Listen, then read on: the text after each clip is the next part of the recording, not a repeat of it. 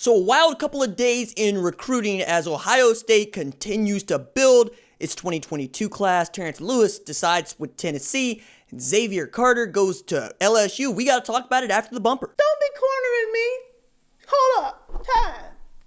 You got to help me with that corner shit. What's up, kinfolk? It's RJ Young. I am not on a step mill. Consider hitting the like and subscribe button because I upload a video every single day. It's always college football related, sports related. We have a good time. Today, let's talk about CJ Hicks, Terrence Lewis, and of course Xavier Carter, who have all given pledges to 3 schools over the last couple of days. For Tennessee, picking up Terrence Lewis, it's a 5-star outside linebacker, a top 10 composite recruit, and it vaults them into the number 3 position in the 2021 rankings behind, of course, Ohio State, who's got a 60-point lead on North Carolina at 2. Tennessee has been just destroying it this past week with not just 4 commitments, but 4 blue chippers, 1 5-star, or 2 5-stars. I mean, we're talking about Dylan Brooks, talking about Terrence Lewis, and then Julian Nixon to go along with another IMG Academy dude that I ended up making another video about. And then you go to LSU, who picks up Xavier Carter, who is a 4-star outside linebacker, vaults him to number 14 in the 2021 rankings with 7 commits.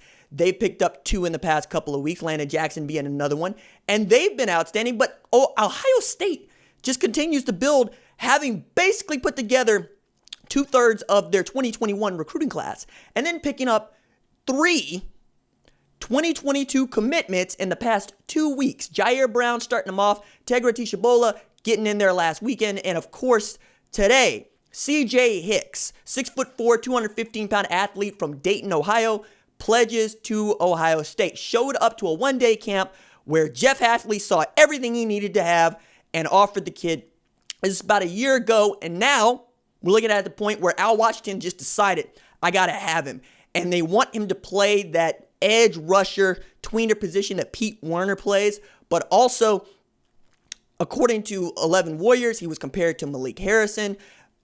Berm has also done a great job just talking with him, finding out what's going on with his recruitment. But this is a kid with 27 offers, and Penn State was trying to get in there, and getting the pledge early from a native Ohioan is not a small thing, right? One of the things that I think we would all be a little bit critical of with Urban Meyer is there wasn't enough of an emphasis on recruiting the state of Ohio, right? Ohio is a football-rich state. It's got tremendous football-rich tradition, and you're going to hit more often with kids in state because they care just a little bit more. They understand what it is to grow up in the shadow of a place like the Shoe. I say that about Oklahoma. It's one of the reasons why I've always been so critical of Texas. You should be able to recruit the hell out of Texas and win with guys from Texas. So much so that one of the things that we have seen head coaches do recently in the past, especially at Group of 5 programs like Southern Methodist or non-traditional Power 5 programs like Texas Christian, is say we're going to recruit Texas. We're going to recruit home base. Ohio State obviously ought to recruit the hell out of Ohio because Cincinnati's going to do that. Ohio University is going to do that, and Michigan's going to come down and try to do that. As a matter of fact, leads me to one of my favorite recruiting stories about Ohio State winning a native Ohioan. Now, Chris Spielman was anything other than, a run-of-the-mill recruit. I mean, that's an All-American, and we know what kind of career he had at Ohio State and then in the NFL. But at one point, he was down to Ohio State and Michigan, and he takes a visit up to Michigan.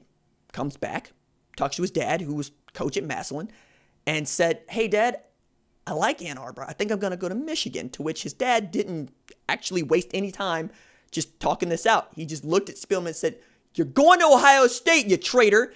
And I love that because it also gets across just how important it is for Ohio State to remain Ohio State. Also, at this time during this pandemic where so many kids are having a hard time just finding gyms, like here in Oklahoma, May 1st, just the first day that we reopen anything like a restaurant or anything like a gym, right? Hence, RJ's in gym attire because RJ loves to work out. 20 sets of chest today. That's how we're doing it. Still, in Ohio, we saw Michigan Wolverines come down to use the practice field. And in many places, to be like, cool, we want everybody to have a good time. We want everybody to try to stay on their best because this is a really awkward time for everybody. Meanwhile, Ohio State fans and Ohio State Buckeyes are going, get the hell off our field. You're not allowed. Get out of here. And they were threatening each other via the social media. Also a lot of fun. But I think this is an interesting time for recruiting, as I've been saying, because the dead period being extended means that the kids are taking lots of virtual visits, meaning that they're getting shown around via their phones or via Zoom, and that's how a bunch of the recruiting is going on.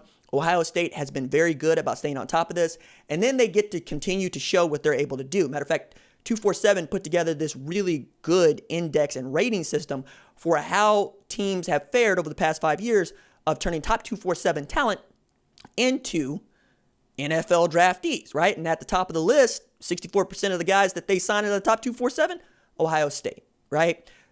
Alabama, 59%. Oklahoma at 50%, which is nothing to sneeze at, especially when you look at Texas, who turns just 15% of top 247 talent into, draftees. Not first round picks, just draftees. As a matter of fact, Ohio State has had 7 defensive backs drafted in the first round since 2016.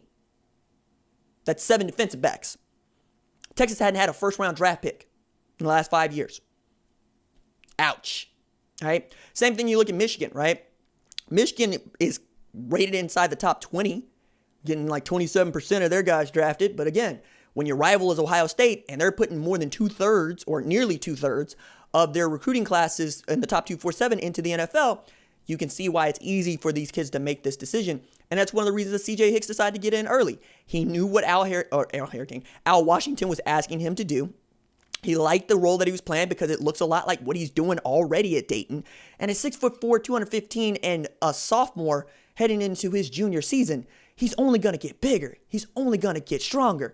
He might get faster, and that's a scary, scary thing for many of us, right? Now, looking at Xavier Carter, who helps build out this 2021 class for LSU, all 6'4", 193 pounds of him, falling behind 6'6", 240-pound Landon Jackson, you can see that they're going to be fine at their outside linebacker edge rusher positions. I just wonder what it's going to look like with Bo Pelini as the 4-3 and where these guys slot in, right? That's going to be a lot of fun to me. And then Jeremy Pruitt and his staff have just been doing a fantastic job here of late, and they really want to compete in the East. They want to get their first win against Alabama since 2006, which is another way of saying Tennessee has never beaten Nick Saban. Nick Saban has never lost to Alabama. And that's not a rivalry anymore. It's just lopsided. It still doesn't get as far into one-sided as it could, right? Because we're talking about at one point, Notre Dame had beaten Navy for 43 straight years, right? At one point, Florida had beaten Kentucky for 31 years, and that streak just ended in 2018. Dan Mullen, not even the Zookster, lost that one. And of course, Ohio State. 2 losses to Michigan in the last 17 years, 2003, 2011.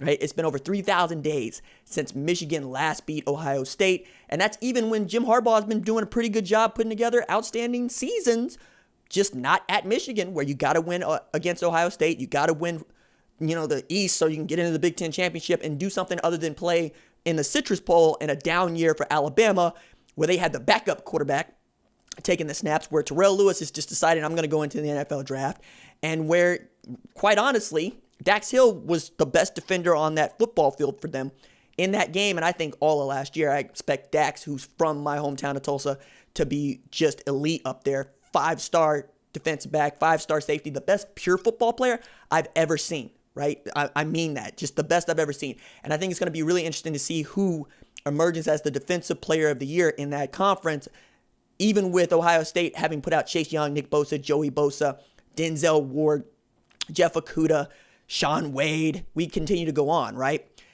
It's going to be a lot of fun with Tyreek and with Jonathan Cooper and Sax Harrison. I'm excited. All right, that's it for me. Doses.